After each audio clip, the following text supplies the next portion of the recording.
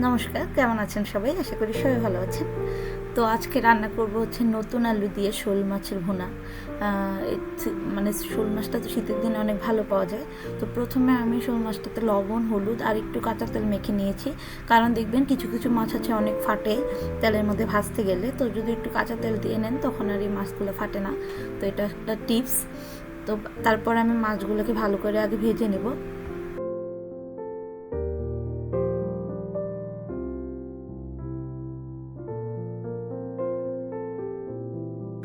এবার আমি নতুন আলু একদম ডুমো ডুমো করে কেটে নিয়েছি। তারপর আমি এটাকে লবণ আর হলুদ দিয়ে হালকা করে ভেজে নামিয়ে নেব। তারপর ওই তেলেতেই আমি দিব হচ্ছে পেঁয়াজ কুচি। পেঁয়াজটা একদম হালকা একটু ভেজে নেব লবণ দিয়ে। যখন দেখবো পেঁয়াজটা একদম সফট হয়ে গেছে তখন আমরা এটাতে মশলা অ্যাড করব।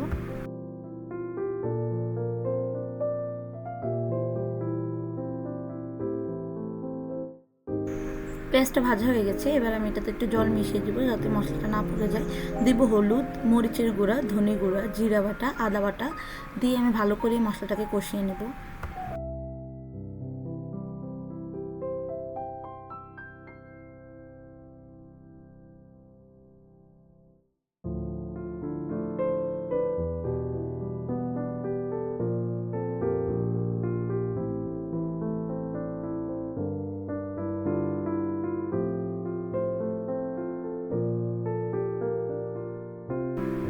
মশলাটা কষানো হয়ে গেছে, দেখেছেন আপনারা কালারটা কত সুন্দর হয়েছে, তেল বেশি উঠেছে। এবার আমি ভেজে রাখা যে আলুগুলো মিশিয়ে ভালো করে আলুগুলো মশলার সাথে আবার কষিয়ে নেব।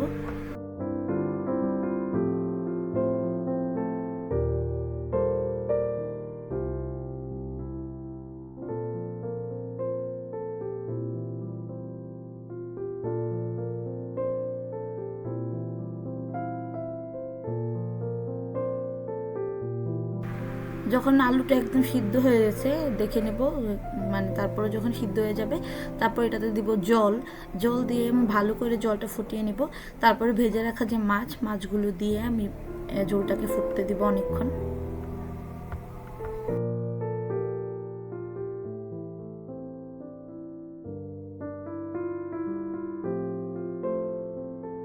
এই যে রান্না প্রায় হয়ে গেছে, ঝোল একদম কষে মাছের সাথে দেখেন ঝোলটা একদম কমে এসেছে। এবার আমি এটাতে গরম মশলা দিয়ে দিয়েছি।